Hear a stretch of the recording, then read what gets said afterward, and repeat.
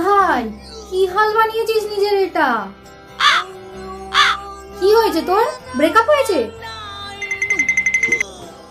টাকা পয়সার সমস্যা হয়েছে? আমাকে বল। অবশ্য আমি কিছু দিতে পারবো না, আমিও ভিখারি, কিন্তু আমাকে বল। মুখের তলায় কিভাবে কালি পড়ে গেছে।